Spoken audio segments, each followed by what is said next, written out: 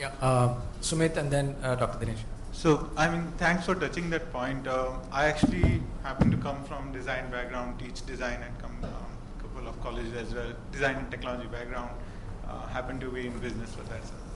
So, it's a very important point that you understand the needs and aspirations of the user and design as per those things. You target those. The business part of it sort of allows you to take some sustainability decisions towards the second half of the process. We actually went through that, and it has been an exciting journey, and that's why I sort of feel confident, because the users, we understood their aspirations, we marked out like the features and the comfort points they will have and stuff like that, put that into the interface, and manage that to come out as a product. What we realized was the important part of this is that sustainability is more important than anything else for your product to make an impact. Even if you have the most beautiful product, if it is not sustainable, it will fizzle out at one point of time. If it is sustainable, it will scale to a global level, to a number of people, like 300 million visually impaired and stuff. It will scale to that level and create an impact at that level. That is where the business part of it sort of comes in. But just one quick point as well. As has been saying, and a lot of other people have been saying, the cost of development in India is so low for all these products. We, like in our case, we give it for free, and so I was mentioning like 10,000 rupees for Braille printer and like $68 for the device and stuff. It is so low that we should really push people to innovate and implement things here, and then market it outside. We are like, yeah. That's a very good point. Yeah, Dr. Dinesh. Yeah. Yes. I was just going to comment. I think most of the points have been covered, but the first part of your argument, you made 2 points. The first one saying that why we are asking what is the user base generally. I think that is the whole point of this exercise. You're going against the access for all. The whole point is that if in general public so many people have access to smartphones, why is it that people who are differently abled do not have? So I totally disagree with your point, saying that we should not compare with the general. We must compare. I'm sorry, Dr. What I'm saying is, let us not take the existing sample sitting here as a sample representation across our country. No, that wasn't the point. That wasn't the point. That wasn't the point. No. They started by saying the smartphone use in general population is this much. Why is it not the same percentage of differently able people? Okay. I'll rephrase your question. For a place or a venue, let's say a Chapar under a Raichur district, a gown there. They also need it. They need it. Yeah. If the answer is the same, go ahead. What I'm saying I think is, we'll. in that kind of audience, you say how many of you using smartphones, and the answer is as percentages as friendly as in this room, then please go ahead. Yeah. I'm saying, and a condition which is a cotton wool existence like this is no representation of our country. There has been work done. There is enough work. Yeah. So, but the second point I think is very relevant. Yes. Point taken. How technology is advancing in the general population and how a segment has been deprived of technology. Yeah, that is the point. point. Like to point out Absolutely. This, while we discuss inclusion, let's stick to the main cause of inclusion and say that yes, technology is advancing and reaching everybody's pocket. Why not the visually impaired? That was the context. It is not measuring a target audience by saying that by show of hands. Yeah. Okay, we can take that offline. Prashanto, you need to quick round and then we can. One bit of data point. We have about 260 million internet users in India. 92 or 93% of that are mobile. That is driven, one half of that mobile population, about 55%, is basically using just 2 apps, Facebook for every phone and WhatsApp. Now this need is as much there for whatever the ability or disability, communication and social sharing, whatever it is.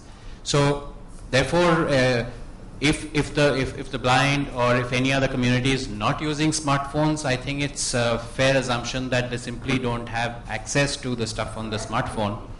Yeah. But what I'm saying is they need it.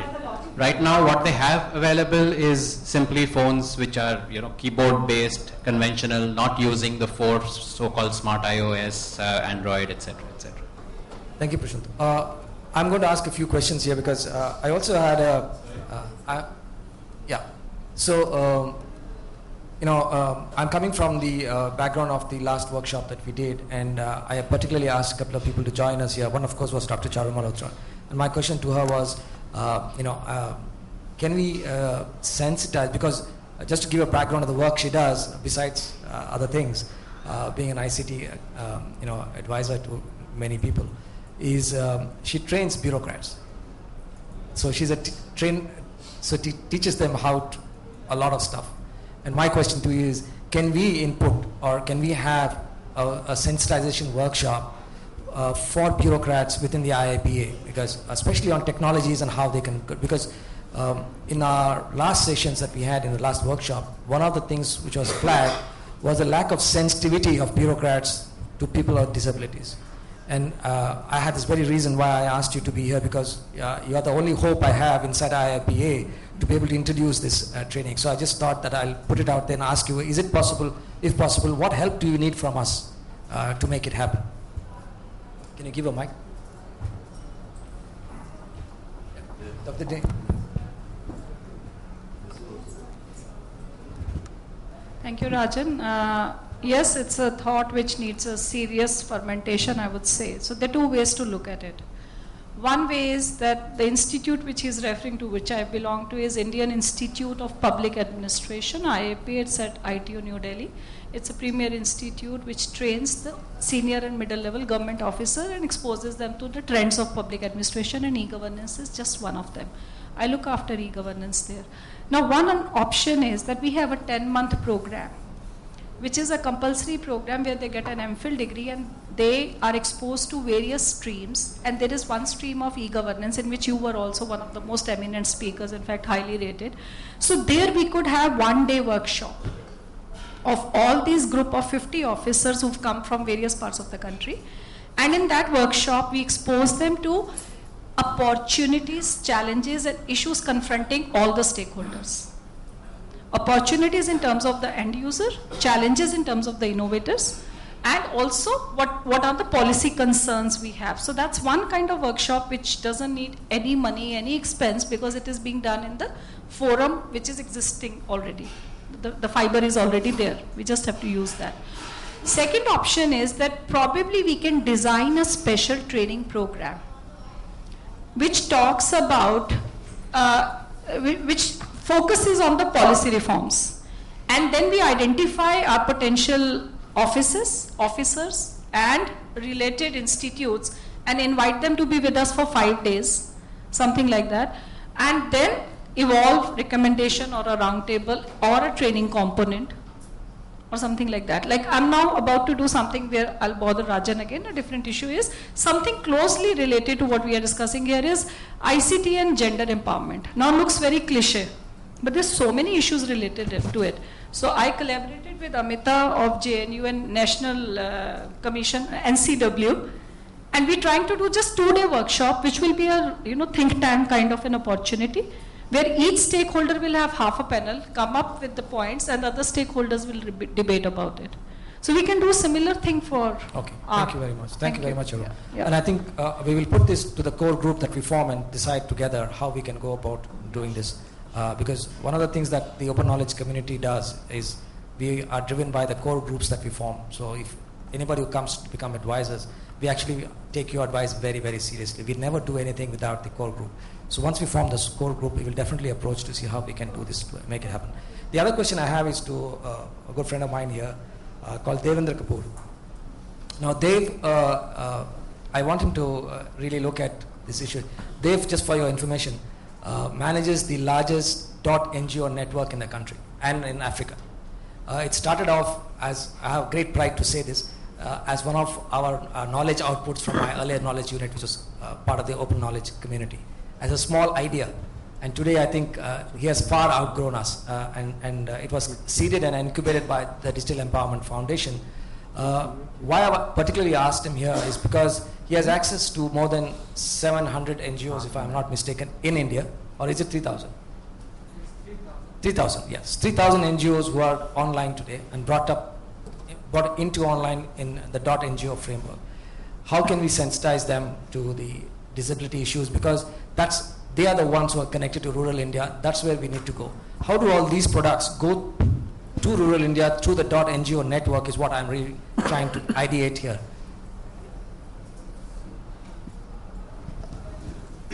Thank you, Rajan sir.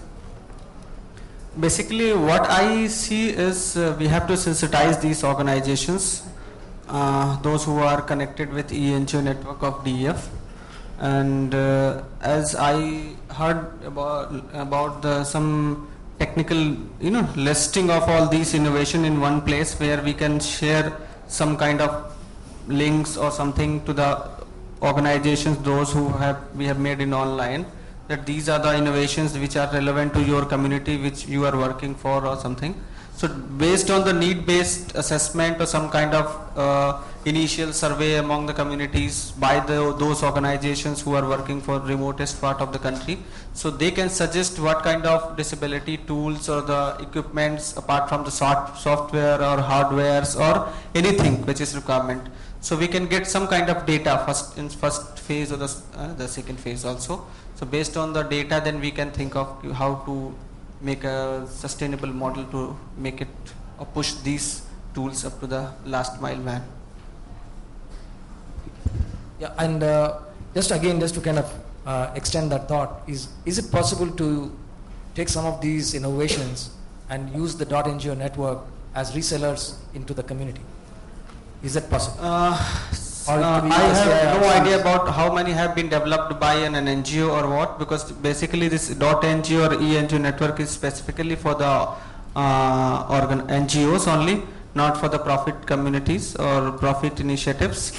So, but we can think of similar kind of initiatives with eNGO network. Yeah, because some of these products, they can get exposed to the .ngo network, not only here but also in Africa, because I know also definitely in Africa this can be happen. This can be done. In India we are bound to some legalities, but apart from that we can develop similar kind of apps. But even if we don't use the .ngo name, but we use the NGOs themselves to promote the products, that would happen everywhere.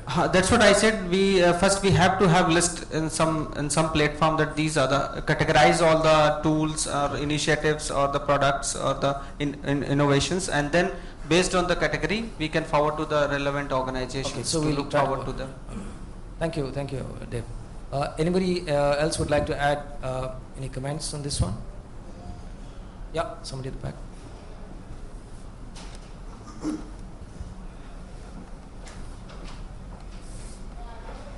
Yeah, good morning everybody.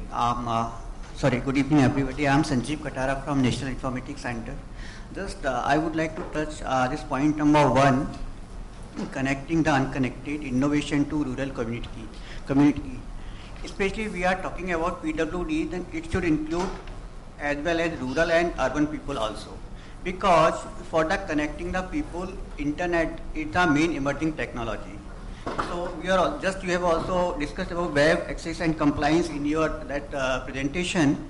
If in the India internet penetration is at very high level, my main suggestion is connecting the unconnected. It should include urban people also, because for the some government websites we are following WCAG guidelines, WCAG 2.0 guidelines. It is already suggested by World Wide Web, but mainly when we are either in rural or urban area, people they are having PWD sort of things, even they are not able to access website in urban areas also. This is my suggestion. Okay, thank you. Yeah, but one of the things that we really noticed that, and I think earlier part of the day I even mentioned that most of the government websites are not compliant. I mean, so it is required at both rural for urban people also. Yeah, it is. For all people, but compliance of W3C by government, I think has to be absolutely 100%. It cannot be partial. So that's one of the things that we want to look at. I think we're 8 minutes beyond time. I usually close all my sessions on time, so I apologize for the delay. But Muralidharan, yes, you have the privilege of the last one. I won't interrupt the other discussion. Rajan, during your presentation, you talked about subtitling actually. I just want to elaborate further. Subtitling is not just limited to films actually. It should be for all broadcast, and the TV also. TV and subtitling also, there are two types of subtitling. One is open captioning, the other is called closed captioning. In open captioning, what happens is all the captions are can be seen on the screen. With closed captioning, only the person who wants to desire to see can view it. It's possible to remote. This is one thing. The second thing is actually we have been advocating closed captioning for a very long time. Now there is a bill, the Person with Disabilities Bill is actually pending before Parliament. It includes closed captioning actually. That is one thing I just want to inform Rajan about that. The second thing is about, you're talking about database for person with disability. You're talking about census, isn't it? Instead of a separate census, actually, now the government has brought out a project actually for collecting a whole database for persons with disabilities. This is a project now that has been launched. I don't know how long it is going to take. That's one. And again, a universal identity card also. That will be also applicable to railways actually. Across the country it will be valid. Such a project is actually being, as government has brought about a report now and it is going to implement it. This is just for information. That's Thank you so much, Muralidharan. Yeah, any other questions or shall I close? Okay, thank you very much all of you. And I